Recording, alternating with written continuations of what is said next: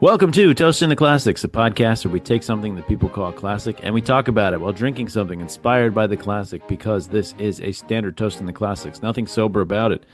My name is Dave McArthur, and together with me today I have. I'm happy to be back, Bill Hodges. Welcome back, Bill Hodges. Excited to talk about we were doing Tom Petty's Rebel Without a Clue, right?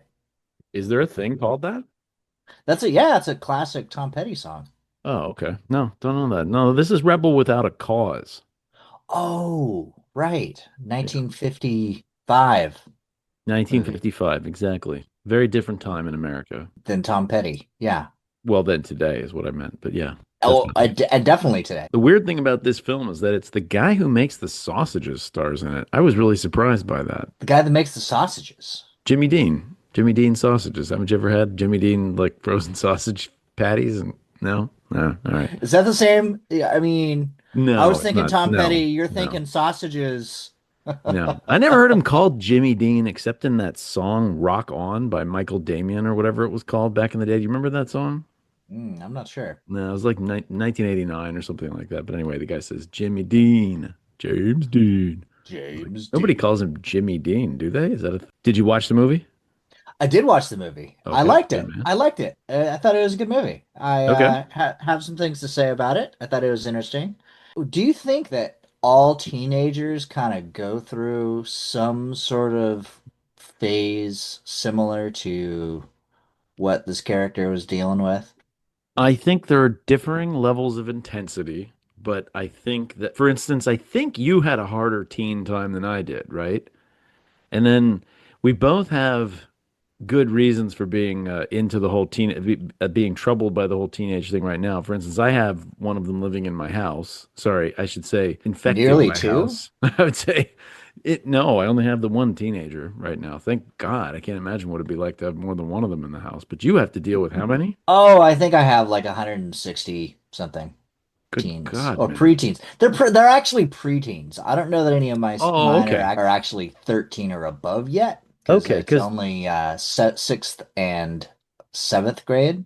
because in my experience, 10 through 12 is almost like this little honeymoon you get with kids. It's like the really like the sweet spot. They're Hmm. smart enough and they have their own thinking and stuff, so they're really interesting people in their own right, but they haven't turned into monsters because of hormones just yet. So it's like for me, I've really enjoyed 9, 10, 11, and maybe 12 is where it starts to go bad. You see the signs at 11, and then at 12 it's the first. Then by 13 you're dealing with like you basically want to give them a bindle and set them off on the road and kick them out of your house for about 5 years in my experience. I'm on two of three. Unpopular opinion, middle school kids could just as easily be sent off to like, a farm somewhere in the country and I mean, they're animals when you try to teach them. I didn't. I for a while I took junior high school classes tell me about it. when I was a sub. I would take junior high classes, and eventually I was like, it took me a while to put together which days were my worst days, and I realized it was when I was teaching junior high kids, so I stopped doing it.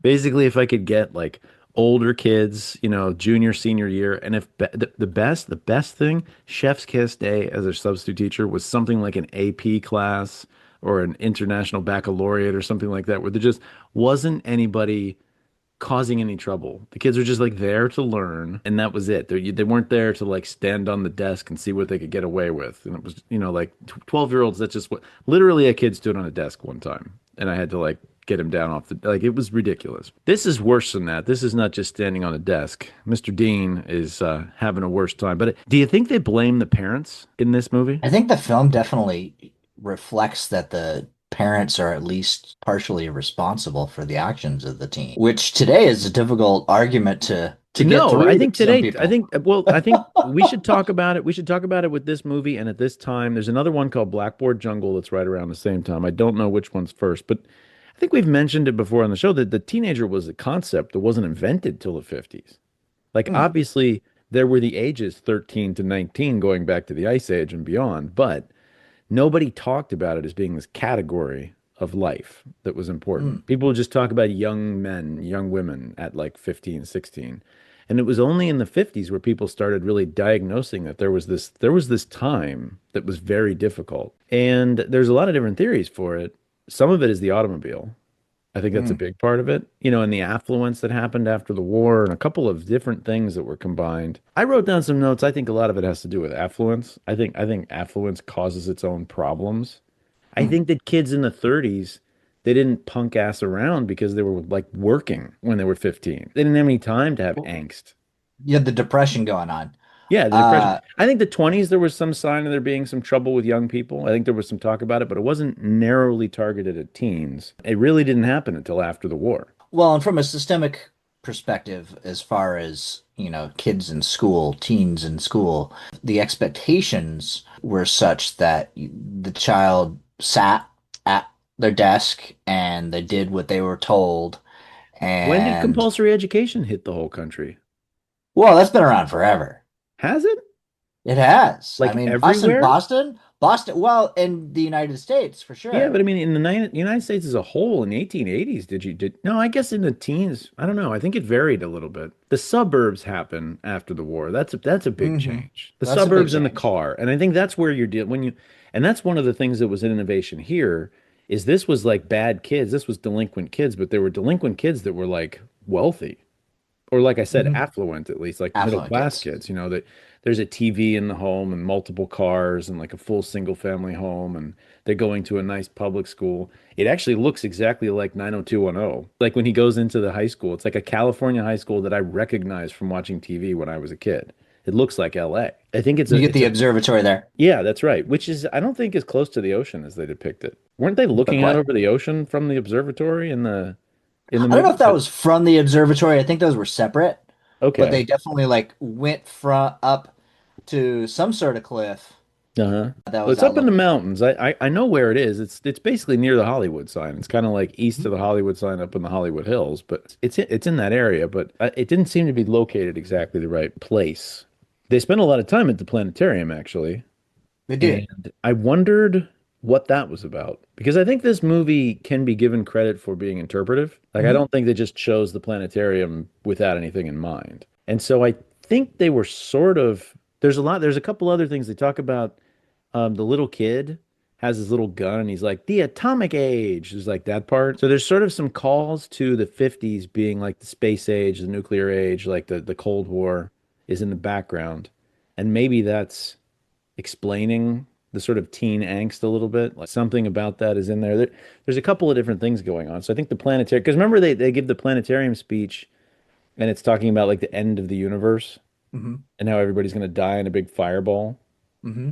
when Big the, when theme in the the 50s big with theme in the 50s, exactly. And I think that some people thought that teenagers were behaving that way because of that, because there hmm. was like this idea that they weren't going to grow up because there was going to be a nuclear war, Hmm. or they blamed the parents. I think today, generally speaking, don't we just sort of feel like it's a category of life and you just What aspect? Like the being a angst? teenager, like you just deal with being a teenager and you're going to be a butthead for like 5 years. And it's Yeah. just, it doesn't matter what the parents do. I have seen teenagers that were less buttheads than other ones. Personally, I kind of blame myself. It's probably my fault that my teenagers have been so awful, but I'm darned if I know why. I don't know what I did wrong. If I did, I would fix it. But I do see people that have decent children, not me, but other people. So there must be something you can do, right? I think it requires a lot of balance. It requires a level of communication that can be really challenging when you have multiple, if you don't have, the family where everybody gets together at dinner time and sits around the table and talks about their day. Like and that didn't happen Mm-mm. for certainly during our teen years. No, it broke down in my family. Not as Yeah, I can't remember actually, if I'm being honest with you. We definitely did that when I was a kid. But I mean, we did that in my family here until, the last couple of years. And nowadays, I don't even think about sitting down to dinner. It's like if I did, my son would make everybody miserable. We went out to dinner for Christmas Eve and he just started fights with everyone in the family for Hmm, for an hour until we left. And I was like, hmm. what am I supposed to do to get away from this? Like it's impossible. It's just a trap. So trap A trap. A lot of this is actually about James Dean, though. himself. Yeah, just about James Dean, the guy. I mean, half of the things I looked up were just about James Dean and his story. I mean, he's really interesting in a lot of ways. What do you think of his look? First of all, just to start, when you first saw him, have you seen a Well, James Dean movie before? Actually, that's a good question. I feel like I'd seen a lot of clips. I think this might be the Yeah, me first too. time I've actually sat down and watched a full length film. He didn't, not that he did very many. There He were did only three. He did East of three. Eden, Giant, and Rebel Without a Cause, all within the span of like 18 months. Yeah. And won an And Oscar then for East of died. Eden. Yeah, he died, right. He died at 24 years old, won an Oscar for East of Eden, Best Actor after he was dead, which is, I think, the first time there was ever a Was that, I was posthumous gonna Oscar. say. And then the other one was Peter Finch for Network, won his Oh, right, posthumously, if right. I'm not mistaken. I don't know if it happened any other times, maybe, but are we drinking? We're drinking something, aren't we? We are drinking something. We are drinking, well, I think we're actually drinking different things We this are. time We are. around. We're drinking California Um, beer, and unfortunately, I'm on the wrong coast to have a deep bench of California beers available. I was excited. I'm calling it Pliny because of the author is Pliny, but you keep saying Pliny. So I'm guessing that the beer company says Pliny. Is that correct? I don't know. I've always just said Pliny, Okay. PLI, I'm just thinking of the ancient Roman guy, that which is what totally who it's named after. Yes. okay. Like And you're anytime saying you that talk that was about Pliny? I've always said Pliny. I believe it would be Plinius in Latin. I don't know. I just that's always what I've heard. That makes Pliny the sense. That Elder, makes Pliny the sense. Younger.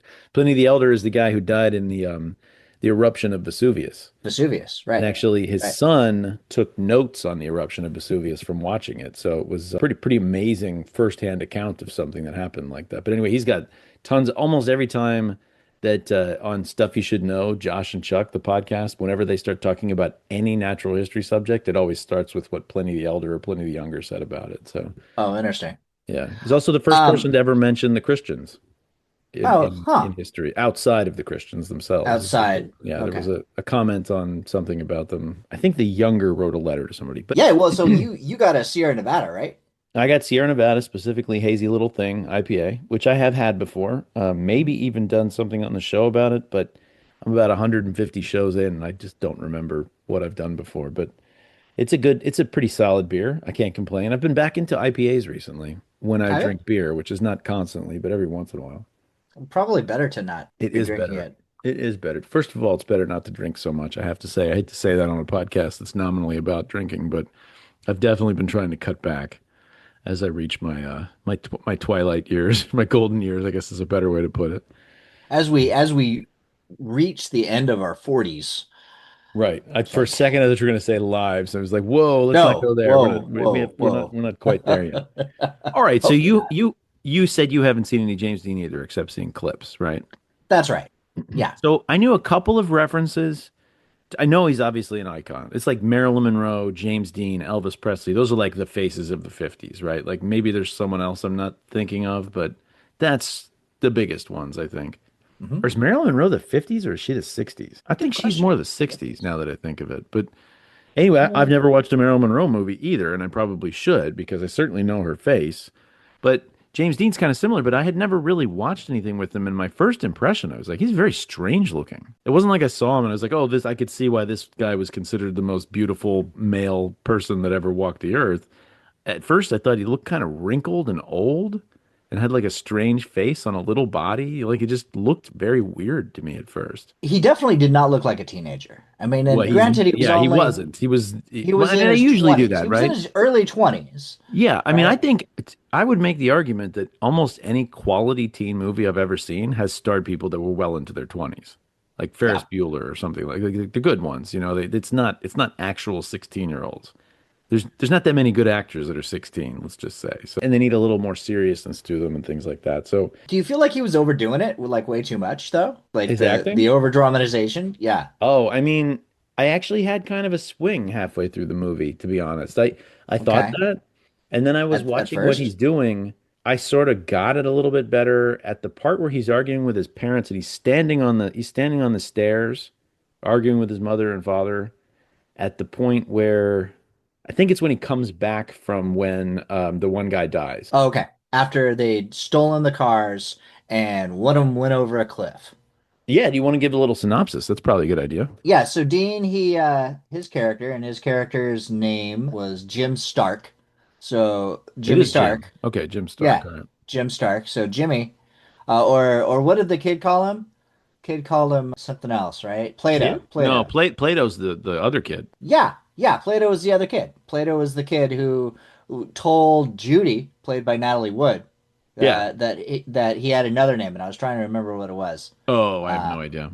like Salminio or Salmoneo. I don't know how you pronounce his name, but that's who. And he's in a couple other movies too. I can't remember what, but I definitely recognized his face. He was in a few things.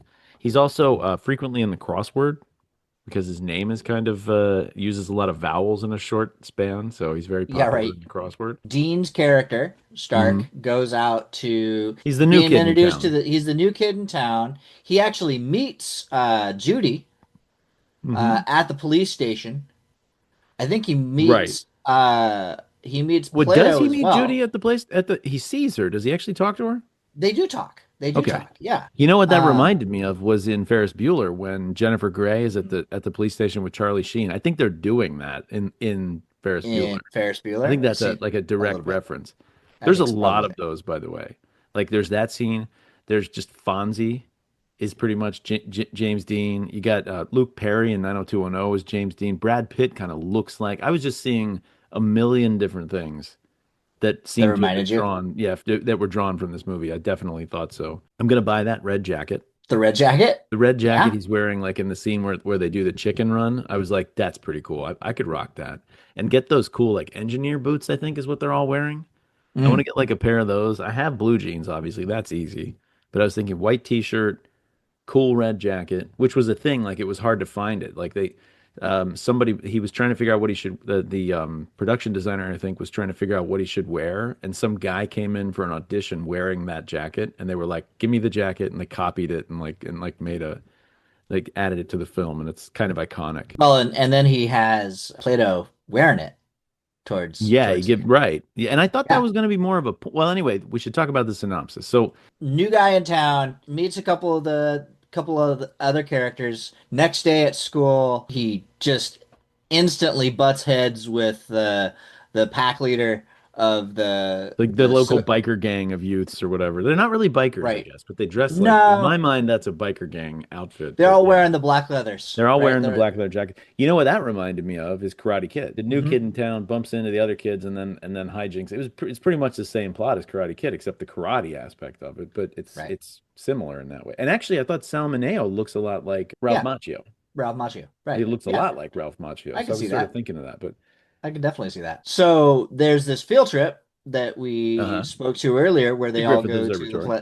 to the observatory and the planetarium and they're going through this whole spiel there. And then afterwards they get into it again. There's this like knife fight and then they're like, "Okay, well, we're not going to keep up with this knife fight. Instead, we're going to have let's you up for playing chicken." And of course, Stark, James Dean, of course, has to accept, right? And what did that Because remind you of? The plot point of oh, they called me chicken, and I couldn't. they call me It was just like Back to the Future 2, which I always thought was the worst thing to have introduced to a film series. In that second movie, all of a sudden you can make him do anything by calling him chicken, by calling him chicken. which was such a lame. Nobody calls me chicken. Was so lame, but I didn't realize again it was a nod to Rebel Without a Cause. It has to have been. He looks a little bit like James Dean. He's got the vest instead of the The red jacket. jacket. Same color scheme though. Same color scheme for sure. So then what? We get to the night. They all meet up at the hangout, the cliff, Did you describe and chicken? A chickie run? the Chicky Run is basically where they take a couple of cars and the first one to jump out of the car going straight towards the cliff. The first one to jump out is chicken, Right. But that's not right? when they said chicken, I thought chicken is when you drive at each other. And That's what I some would have thought too. Yeah, like more some towards each other than yeah. Yeah, I didn't like know. off a So cliff. what I didn't understand is That's what kind of ends up crazy. happening is the bad guy whose name I can't remember, but who looks a lot like Billy Zane from Titanic. He's got that same like dipwad greasy guy look. He gets his arm caught in the door and ends up going off the cliff and dying. And I was thinking, okay, couldn't you still hit the brakes? You'd think. Well, you don't have to Maybe jump out of not. the only way the one way to escape a car going off a cliff is yes, open the door and jump out. But they also have brakes, is what I was thinking. You could also just hit the brakes and Hit the stop the brakes. car. Yeah. But yeah, I don't know, whatever reason. Maybe the cars were going too fast. I mean, did he even tr I mean, you'd think he would have I don't tried know and if he gone into a tried. I don't slide or even, something like that, and then but who pretty knows? gnarly how they showed the guy in the car as he was going down. Like, That was yeah, yeah, that yeah, was pretty yeah, trippy. yeah. And so, I mean, kind of a short film, Kind of a right? short film. Yeah. right? Because that was really like the climax. Sort of. It's kind of the driving action of the climax. They end up, because of that incident, all the other kids, they kind of go home, but then they go back out the same night and end up sort of malingering at this old mansion, which, by the way, was the same mansion Oh, from was it the Sunset same Boulevard. night? It's the same night. Yeah, they never go home that night. Oh, wait a minute. Wait a minute. No, no, that's not true. They did No, go you're home right. because that was when they had the whole fight with Frank. Frank and Jim have their fight. Judy gets into it with her Wait, who's dad. Frank? Who's Frank? I'm mixed up here. Frank is Jim's dad. He has a fight with him, you think? Yeah, he argues with him. Not like brawl, like fists, not going to fists or anything, but they argue for sure. In Okay. fact, I think James Dean character actually wrestles his dad like to the ground. Okay. I'm getting a little mixed up about what you're right, though. They do. It is like the next day, and they've heard about the guy getting killed, right? There was like a Mhm. story. It was Yeah, on the that's right. news. They had come home, it was on the news, and maybe it was later that night I think it's that that later that night that everything. I I think think it's it the is same later. night You because might be right. he tries to go to the police station to tell the cops about it, and the other guys are there, and then they decide to follow them and beat them all up or whatever to keep them from reporting it. Right. Salmoneo's character comes to find James Dean and ends up going off to the mansion because he figures out they go all in this abandoned mansion, which I was going to say is the same mansion that was in Sunset Boulevard, Okay. which is I the didn't movie. We realize that. just keep talking about Sunset Boulevard and not doing that movie, but we need to do it at some point because it's everything seems to circle it in some sort of strange way. Yeah, the dad, by the way, Thurston J. Howell Yeah. from Gilligan's Island, the Right. rich guy. What do you Right. think of the theory that all of the characters on Gilligan's Island are one of the seven deadly sins? Hmm. There's greed, is Thurston is the millionaire. There's Okay. sloth, is Gilligan, I think. The skipper's Really? Not skip, Skipper? Yeah. skipper's got to be gluttony because he's fat. Okay. I don't know. Hmm. I'm just saying, just because he's fat. I don't know if he's actually gluttonous character, but Gilligan has a couple of different ones. But then it's like, okay, there's lust, probably Ginger. I think it breaks down a little bit after that. But The anyway, movie. Who's the movie star? the movie stars Ginger. Yeah, I think she's probably lust. And Okay. then you've got isn't Marianne kind of envious of Ginger? Maybe. And then Yeah. what's the wife? The I don't know. Is the wife wrathful? The The Howells. professor is prideful. That Yeah. works for me. Yeah, this is a tangent. So, oh, the other thing I knew about James Dean was seeing the movie The Room. Did you ever watch that? The Tommy Wiseau, where he's I'm like not sure. imitating James Dean all throughout it. And I don't think I did. there was a really good one during the movie. There's a part where he's like, now then there when they're going up the stairs and he's like, now then there, it's not Diane, but I kept thinking, now then there, Diane, we gotta go off and see the city in the John Cougar Mellencamp song, where he's like he does his best James Dean. I was like, oh, that's Was actually it? the line that he's talking about there. It was a popular film. It was really sad that James Dean died as young as he was, and after only getting a couple of films out there, because I think Yeah. he could have done a lot more. So, I mean, that's why I turned around on his looks and everything. At first, I just saw him. I was like, what the heck? This is this guy? Like, I mean, it looks cool in the picture, in the poster for the film. You could see, okay, that guy's cool looking, right? He's Mhm. like, you kind of want to be like that dude.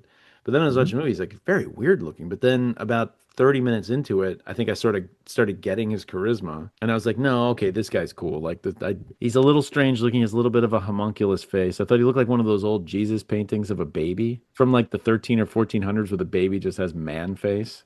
I thought James Dean looked like a teenager's body with like the face of a 45-year-old because he's got wrinkles and stuff already. Like, I think he's living pretty hard. I'm not exactly sure, but he has like big creases across his forehead and stuff, and worse than what I have at almost 50. I've got some gray and white hairs I mean, yeah, so do myself. I. Yeah, of course, but I'm not Right. 24. I always think it's the smoking. I mean, did they show them smoking? They showed them drinking, but I don't Yes, remember yes, showing he them smokes. smoking. He smokes. He smokes in one scene. There's definitely a Okay. part where he smokes. Where the with the girl, it's when he gets back together with the girl before they go to the mansion when they meet each other. He's definitely got a cigarette in that part. Oh, he takes the cigarette from her and Yeah, takes a yeah, drag yeah, off with yeah, it, yeah, right? yeah. That's right. Speaking of the Yeah. girl, Natalie Wood, by the way, big fan.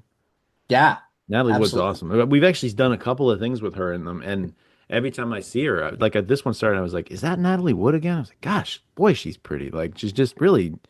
I mean, she's a movie star, right?" But James Dean and Natalie Wood together, that's a lot of firepower in terms of good looks for a couple in a movie. Like it's pretty impressive to get two people like that together. I agree. I think that there's a good dynamic there. Like they could have like and what was interesting is that the two characters he like introduces him, Jim introduces Judy, right, to his parents like after Mhm. everything is kind of wrapped up. This is Judy and he's like his arm around her and like they walk away and Like that's kind of the end of the flick. Like Yeah, it right. ends Like up he just working kind out for of them. he introduces her to his parents, and then that's the end after a kid just died. Like that's kind of Right. Well, not just one kid, but two. Right? You no. I don't get think the other kid's dead. They mentioned several times that that kid was just wounded. did You, they? you're talking about the I one that Plato shoots. Plato. Yeah, Well, I'm talking about Plato's Plato dead. himself. Plato dead. Plato.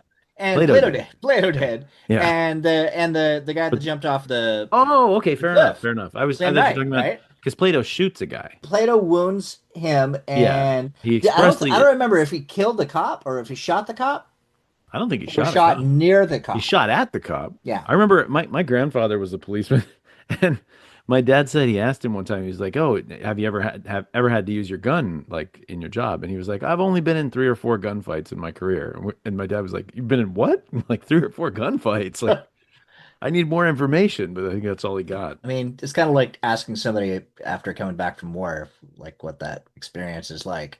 I didn't get the I impression it think, was that traumatic. I think for a you know, yeah, I didn't think so. I didn't get that feeling from this, but maybe. maybe. I think war is worse. I imagine. It's I can't it's imagine, really. it's hard. Oh, did you catch who else was in this movie? Who are we talking about? Baby Dennis Hopper. William Hopper. Yeah. No, not William Well, Hopper. Dennis Hopper. Well, both. They're both in there. Well, who's William Hopper? William Hopper played Judy's dad.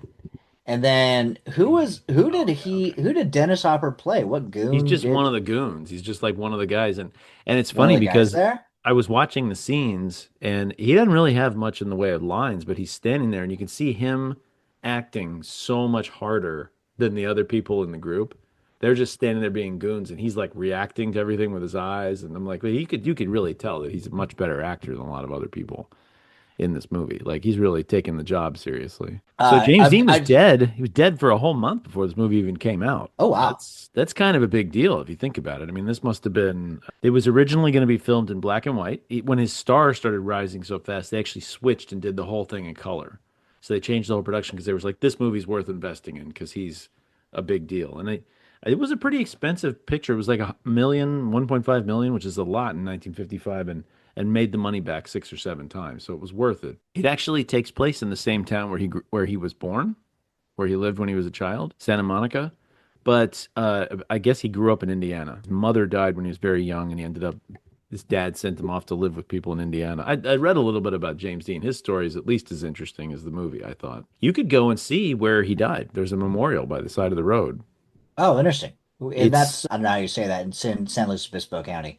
It's in San Uh Luis Obispo County. It's like if you're headed kind of northwest from LA towards the Central Valley, like if you were driving for whatever ungodly reason to Fresno from LA, you hmm. would pretty much pass through the James Dean crash site, which is just the intersection of two state routes out there, and I guess that must be up in the mountains between. Oh, that's sad. That's kind of Yeah, a he had a race car he bought, 1955 Porsche 550 Spider. hmm. And apparently, Alec Guinness told him never to get into the car because he would die if he ever drove it. But Hmm. people think Alec Guinness may have made that story up after the fact. He goes and he's driving, he's kind of caravanning with the other guy who was the racer that was going to teach him how to race this car because he had already won a race, by the way, at the same time. Like he was an actual like race car, direct professional race car driver, James Dean, or at least Hmm. starting to become one. Starting to And get into it. they're driving super fast towards the valley for whatever reason. I guess when I say the valley, people think I mean which one? What's the one in LA that's the valley? Is that the San Fernando Valley? Probably, yeah. Anyway, but Or the San Central Valley. Bernardino. Yeah.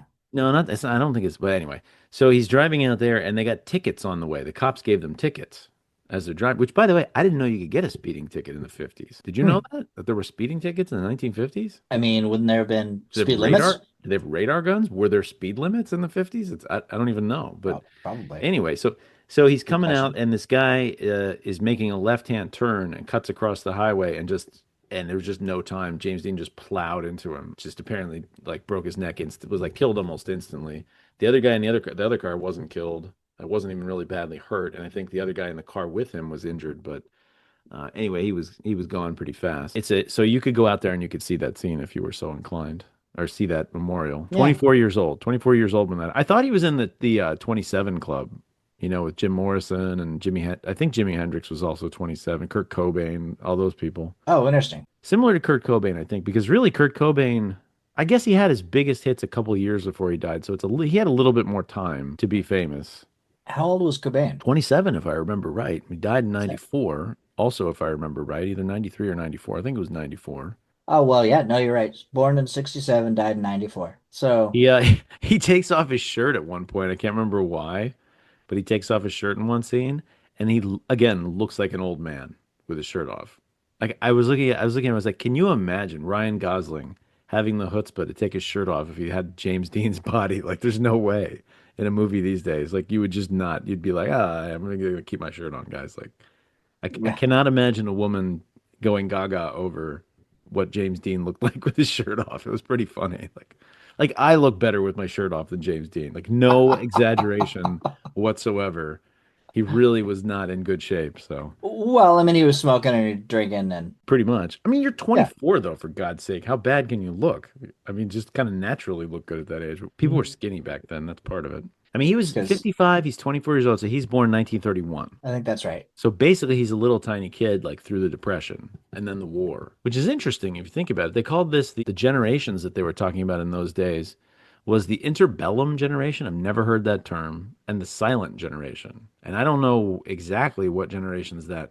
Interbellum, I guess, means you were born between the First and Second World Wars. Okay, So which that makes makes sense. I sense. mean, technically, my grandparents, they were born in like 1919, 1920, so they would have been interbellum, I guess. I mean, my grandparents were born in the early 30s, so would have been the same age as Dean. Yeah, I guess so. Yeah, Yeah, exactly. because they were born in like the 31, 32, or 33. Like So James Dean could technically still be alive. good. He'd be Yeah. like 95 years old, but he could still. There are people who were born in 1930 that are walking around and talking and stuff. I mean, it's interesting to think like how many. I think about that whenever someone dies young, like how many years they lose. Do you want to talk a little bit about him being gay, or should we leave that? I don't know anything about that. It's a So if it's fascinating gonna story, be, but yeah, if you don't know anything, let's skip it. But it's an interesting story. There's a whole lot of evidence for it. What how did are you you think? feeling about that the Sierra Nevada? Back to the Oh, this beer. here, it's fine. I've had it before. I know this beer. This is a perfectly good IPA. It's a little bit less hoppy than some of the other ones that I've had. Yeah, the hazy itself is kind of fruity forwardy. Fruity forty, Fruity just like forwardy. James Dean, right? Just like Ah. James Dean. Hey, there you go. Nice. I wouldn't have ever thought. I wouldn't have thought that. But I mean, poor guy was only 22, so he didn't know what the heck was going on in his life yet. No. Like 22? Come on. I mean, and that's right around Korean Wars. So I'm curious how he got out of that. Oh yeah, Like good he call. didn't He go to would have been Korea? exactly the right age for that, right? And they were drafting people even after the Korean War. Like Elvis went in the army. Yeah, it's a good question. I don't know how he avoided it. He's real small, by the way, 5'8", Hmm. little guy. He probably, I would guess from looking at it, might not weigh 130 pounds. So where were we? We were talking a little bit about Dean was well, so he, so only three films, Uh-huh. right? But it looks as though, and from the research I did here, it looks like he did quite a bit of television. Yeah, he did. He did. They recently found a commercial that he was in. It's Ronald Reagan. available. Yeah, with Ronald Reagan, exactly. It's available on YouTube. Apparently, I didn't actually look it up, but I saw that did exist. Yeah, so What that's interesting. one interesting thing, I don't know, did you have anything for like a good surprise, like something that you just caught you off guard when you watch this? I have one. Go ahead. You go Okay. first. You go first. But I I do think know what. I mean, certainly how old he looked relative Yeah, to yeah, yeah, some of the yeah, other yeah. characters, Yeah. but I kind of would have thought he'd be a little bit more like there'd be more of like a biker thing. I kind of half expected them to be riding around on like old, I I don't don't know, think that like was a the thing until this. Indians. Yeah, I didn't think that was a thing till the 60s. I don't know. I mean, there's no connection to bikes at all in this. They've got convertible cars. I don't think there's a Right. single motorcycle in the movie, is there? There were a couple of mopeds. Plato had a Really? moped. Yeah, Plato had a moped. Did he? Okay. All right. Well, I didn't Yeah. notice that. I mean, James Dean does not look like you would expect him to look at all. He looks way cooler in still photographs than he does when you see him because he's a very small guy and it's very obvious how small he is. Like he's not very physically imposing, so it's kind of a thing. But I think the thing that surprised me, I mean, all the connections from this movie to later things, 100% interesting. I knew this was an influential film, so that wasn't so surprising. But what was surprising is that the title and the idea for the film actually come from like a psychological book, like a nonfiction psychology book about young people. written by an author Interesting. named Lindner, and they bought the rights to it. I think they're planning on trying to film something about that book. Marlon Brando actually read for it, didn't get the part, or they didn't decide to make that version. I think there's a kind of a myth out there that Marlon Brando was originally supposed to play this part. But Brando's Hmm. a tiny bit older than James Dean, if I'm not mistaken, and sort of had already made his impression. A lot of people thought James Dean was doing a Marlon Brando impression, essentially, when he did this. And I don't think that's true. I think the way that he behaves is the cool factor is very similar. There's a picture of Brando in a leather jacket with like a white t-shirt from a while back. I could definitely see the connection, but Brando's a much more physically imposing dude. He's Big guy, right? young Marlon Brando's like a great big, obviously good looking, charismatic. He's I think hands down in a lot of ways cooler than James Dean, except that James Dean died and sort of solidified his legacy by dying while he was 24. So I think that made it's kind of hard to beat the cool factor on like a young actor that dies. But I thought it was interesting that it was based on a book like that. So that I think that was probably my biggest surprise. That and Natalie Wood showing up again, which was and the Marty McFly chicken connection was pretty surprising to me. Because I mean, I've seen Back to the Future 2 100 times. It never occurred to me that was a reference to anything. I just thought it was really bad writing. Like, if you ask me what's an example of some of the worst writing in any sequel, I'd be like Marty McFly suddenly being constantly motivated by something that does not appear in the first movie and isn't very good. Wasn't he called out though? I mean, this is a It bit of doesn't a happen in the first one at all. no? The chicken thing shows up in part two, and that's it. It's not in. Okay. It's big in Okay. two and three, and it just comes out of nowhere. It's a Hmm. weird thing to write into a movie. They had to be doing the pushback because of the car, because of What's that? whatever, a car flick, right? Oh, a callback, a callback. Well, I was saying a car flick. I mean, ultimately, Back to the Future is kind of like In a a movie way. about, Yeah, yeah, in a way. yeah. Yeah. California suburbs and so, yeah, there's definitely some DNA from Rebel Without a Cause in that. Yeah, I'll grant you that. Hill Valley's a lot like whatever this version of Santa Monica is like. So, yeah. Yeah, right. There's a couple of weird little symbols that get thrown away. There's a part where he's trying to leave his parents' house and he has to pick up this portrait of an old lady. And I didn't catch who it was, but there's a portrait of an old lady leaning up against the door and he has to move it in order to walk out the door. And I was like, I know that's a symbol. I don't know what it's a symbol of because I'm not recognizing that person. But obviously, it's something about having to toss away tradition in order to break from your parents. Some kind of a Hmm. theme there. There's the part where he's got the bullets. He takes the Hmm. bullets from the kid, and then the Right. kid goes out and he's got the gun. He doesn't even have any bullets, and the police shoot him. And there's a metaphor there about potency and power and like the impotence of being like an angry teenager, like the rebel without a cause. There's something going on there in terms of a symbol as well. Like dynamics of power. Dynamics of power, or just the fact that he wasn't even capable of hurting these police and they shot him. So it's sort Yeah. of like the tragedy of being a teenager is you're just raging and everything, and you have no power to change anything, which I don't know if that's true. I mean, teenagers are physically just as capable, if not more so than anybody else. So what did you think of the movie? Would you vote for this one? I think you have to. Okay. I think really like well, and as we've said, how many movies did we come up with just off the top of our heads that Yeah. made callbacks, made references to this, right? Yeah. And not Well, only just the that, but poster, the movie poster when you see it is like I kind of want to buy that and put it on my wall. It's so cool looking. Like that's a pretty cool poster, and it's definitely like if you see that image and it's burned in your head, I mean that's pretty good argument for classic status. But what about the film itself? Not just the cool factor of James Dean, and not like situating it in history. Did this movie hit hard for you at all? Were there dramatic stakes? Were you watching this movie and is the movie too dated to I really don't think feel? so. I don't think so at all. No, Okay. I think it's still relatable. I think some of the I think you could up it could be updated, and so in that way maybe it is a little bit outdated. But I do think that the rebelliousness or the need to challenge authority Hmm. as a teen, or at the very least question like why is my dad just totally Wearing an caving to apron? mom and caving Wearing an into apron? his yeah. Speaking of symbols, he comes home and finds his father cleaning up dishes while wearing an apron. I was like, okay, I think this one's pretty heavy-handed, but apparently the teenagers are a problem because all the dads are, what would the word for that be? Like, what henpecked or they've lost their masculinity in some way or something. Oh, speaking That's of hens, there's a line he says where he's like, nobody in here but us chickens. And I feel like hmm. Bugs Bunny or somebody used to say that. So I looked it up, and apparently it's an old joke from like the turn of the century, kind of a racist joke actually, about Hmm. like a thief that gets caught, and he's like, nobody in here but us chickens, and I'm not even saying it the way the joke writes it, which is in like bad, black dialect from those days. But Okay.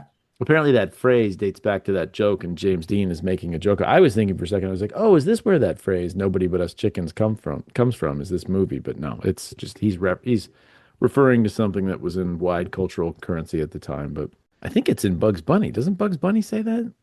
I could hear Bugs Bunny's voice saying, "Nobody in here but us chickens," like it's. But anyway, Yeah, I don't recall that okay, all right. phrase ever being used by Bugs, but I will take your word for it. Is the movie something you would watch in and of itself without being a part of film history? Nah, I don't know.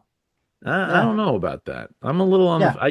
I totally acknowledge that it's a piece of like it's a historical document. James Dean's super cool. James Dean's still cool enough that you could show it to a kid from today and he'd be like, that guy's cool. Do you think that your son would relate to this flick? It's a little heavy-handed for today, right? Like it would be almost too on the nose for a teenager today to watch a movie like this. It's a little slow. The dramatic stakes are a little low. The arguments with the parents are not bad for the time. I think they actually hit pretty heavy for 1955, but today, I mean, there'd be all kinds of awfuls. There's like I was thinking about Christian Slater in one of the teen movies that he did because he kind of has a similar look to James Dean. And I was Mm-hmm. thinking about the movie Pump Up the Volume. Did you ever see that? Hmm. And the Remember? dramatic stakes in that film are just like head and shoulders above what's going on. Even though like, two people die in this movie, it's a little bit like Boys in the Hood or something would be kind of similar too, right? It'd be Mm. kind of a similar pacing to the movie and like what ends up happening, like a confrontation leads to somebody's death, and it's similar to that. But again, the dramatic stakes just hit so much harder in a movie made later.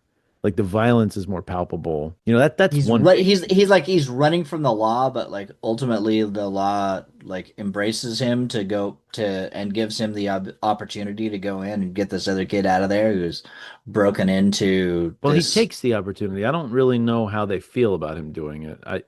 He's in danger. I kind of expected maybe he was going to get shot because he gives his jacket to the other kid. So I was thinking maybe they would shoot him in the case of mistaken identity. I was a little surprised that it was Plato that ended up dying. Or maybe I thought Natalie Wood die, like get hit in the Hmm. crossfire or something like that. And that would hit really hard. But it's just a lot of it. You watch these old movies and I hate to say it because it's kind of crappy, but the violence just doesn't hit hard enough. Hmm. Today somebody gets shot, you're seeing somebody get shot. It's maybe even more graphic and bloody than actual gunshots in the real world. You really like feel like when Ricky gets killed in Boys in the Hood. Do you remember that scene? And he gets hit with the shotgun from behind and like blood comes out of the front of him. Like you feel that guy get shot. Like that's a very violent and very tangible moment. Like you're not ignoring that moment. And they just did That level of violence, I don't think would have You couldn't do it. You couldn't do it. It been started. done. Yeah. Yeah. I mean, I don't even know if you would do it today in a mainstream movie. I think in the 80s and 90s it was much more like that. But anyway, that's a little bit of the problem. But I do think that I mean Natalie Wood's good looks would translate today. You could Hmm. just be like, look at Natalie Wood, and even like my son would be like, damn. And like James Dean still seems cool to me even today. Once you get past at first, he looks a little weird. He looks like an old man going to high school. And everybody's wearing a suit to high school, by the way, which is bizarre. I don't know. Is that what people did? They wore a suit to school every day in the 50s? Like a shirt and tie? Yeah, like a shirt and tie every day. I can't imagine that. But anyway, No. And the it's whole a thing little, about the stepping on that was weird, right? Stepping on the seal of the school. right. Yeah. That was like when you go in to get the Holy Grail and you can't pass the seal. I was thinking about that. But no, I Hmm. don't know. When it comes to voting for it, I know you haven't given me your take just yet, but I would definitely vote for it as like a Hollywood icon. James Dean in this film. I mean, he's cool in this. I haven't seen East of Eden. Apparently, that's the one where he really steals the Cigar. show. I would vote for it in that way. I don't think this is a super watchable movie from today's perspective.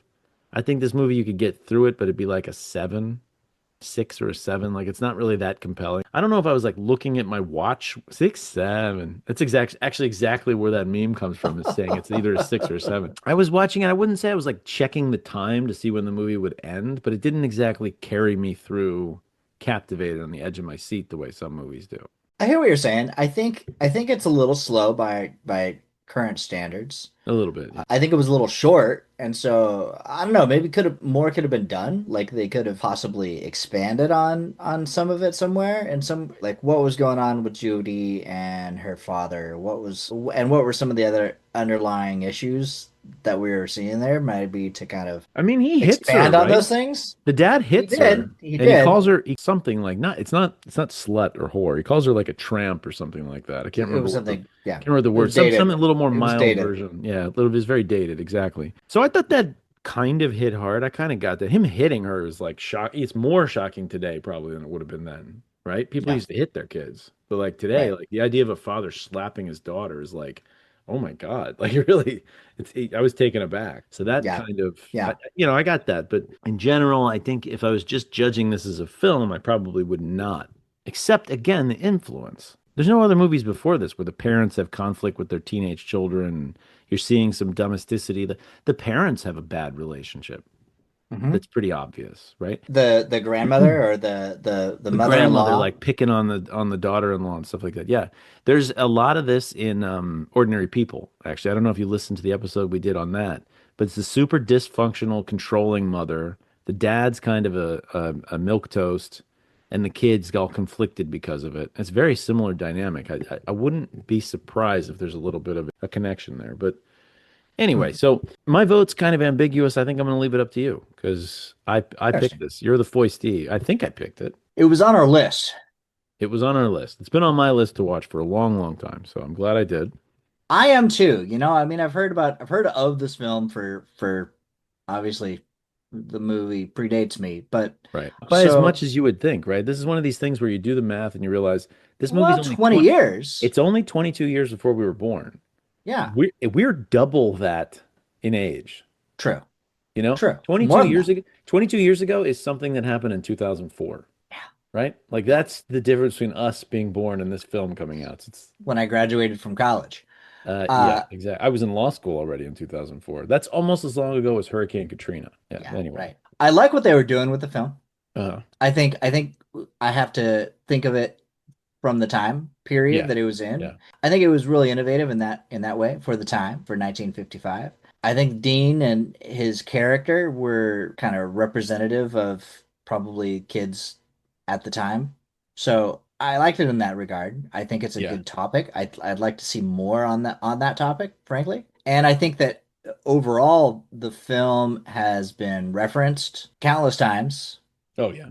despite a few shortcomings. I think overall it was a good film. Like, would it stand up? Would showing this film to a group of my students today, would they be They excited would about be it and they would or be totally yeah, they'd be rolling they'd their be on their eyes. phones. They'd be rolling their eyes. I don't know They'd if be they on would their phones. necessarily I don't know about that necessarily. Don't you guys have a rule they can't have phones in school? We do, but Okay, thank God. I can't believe really. that just happened anyway, but like here in New York, they just took the phones away last year.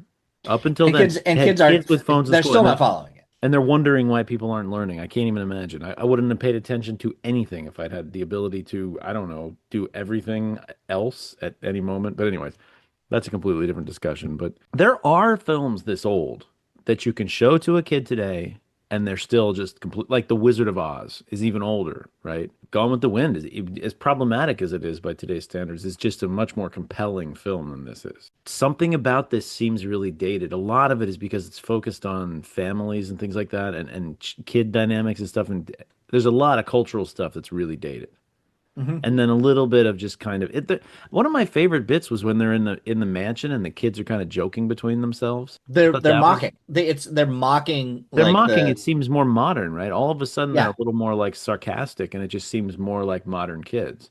But it's a Hmm. little too sincere in a lot of the other parts for today's for like a Gen X or beyond audience. You know, they just didn't.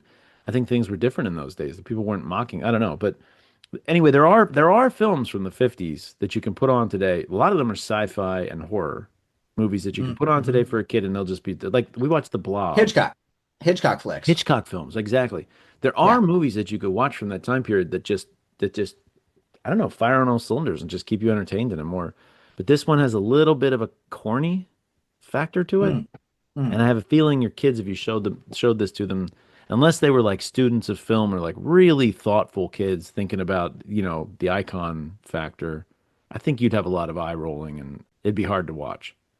It's Interesting. a little Yeah. too much. I think because it's teen, it's probably such a product of its time.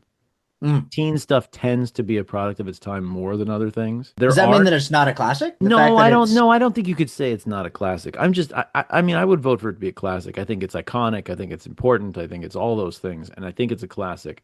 But I don't think the film itself is as compelling as some of the movies that I really, really loved from the old days. I don't think it hits with both fists the way some things that really are just great movies do. This it's a little forgettable. I was already having trouble remembering some of the things that happened in it after I watched it. Like it's been done. It's been done so many times, which is yeah. not the movie's fault. Quite the opposite. It's because the movie was good. But I didn't get a lot of appreciation for the cinematography. It's one of the first big Mm. films to do in CinemaScope, and that was important. A lot of the shots are great. And there's a lot of great things. The artistry of the film is great from a craft perspective.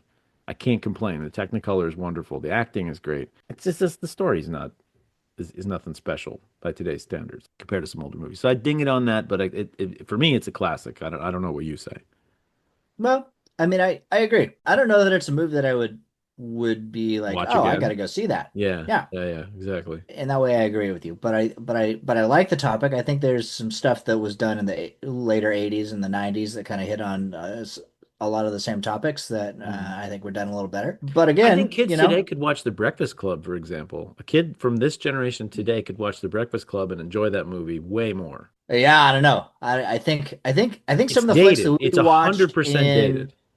I think some of the flicks we watched in the '80s were done in ways that kids are not excited about or get or like uncomfortable with. Like talk about like the Goonies, right? Oh, my kids Like love The Goonies. I've showed The Goonies to all my kids, and they love the movie. I would not m- say The Goonies is a great movie. I love that movie, but I it's not. I students tell me that that movie was inappropriate. Okay, I can see that, but that's because they're all Yeah, turning into Puritans these days. But yeah, well, that's different. maybe, No, there's maybe. swearing and things like that, and There's things are yeah, scary. the shootout and the car Yeah, yeah. shootouts. But you're So not yeah, you rolling might your be wrong. eyes at it the way you roll your eyes at this. This is the opposite problem. This is like too anodyne or something. It's like there's something it doesn't hit hard enough, even though there's like a switchblade fight. Yeah, There's no right. peril in that switchblade fight. You know I what I mean, mean? you had kids. You had two teenage guys No, the going off of reality a of two guys cliff. having a switchblade fight, there'd be quite a bit of peril and stakes in it, but the movie does not manage to convey that to me. No, no, I Even think you're though right. James Dean, both characters get wounded by the switchblades and there's blood in the scene, Yeah, Dean's cut up, but cut like it's multiple just times. it's like something about the way the violence is shot is just it doesn't Yeah, really pack a punch for some I don't know. But anyway, it's still a great movie. I do vote for it. I think we're saying Toasting the Classics is certifying this as a hood classic, right? yeah, Okay, I agree. great. Thanks, Bill, for joining me. My name is Dave McArthur, and I want to thank everybody out there in podcast land for joining us on the podcast this time and for listening to us talk about Rebel Without a Cause. I hope you've all got an IPA to sip on while you listen to us. Bill, thanks for joining me. Thanks again for having me, Dave. Always a pleasure. Peace out, everybody. Talk to you later.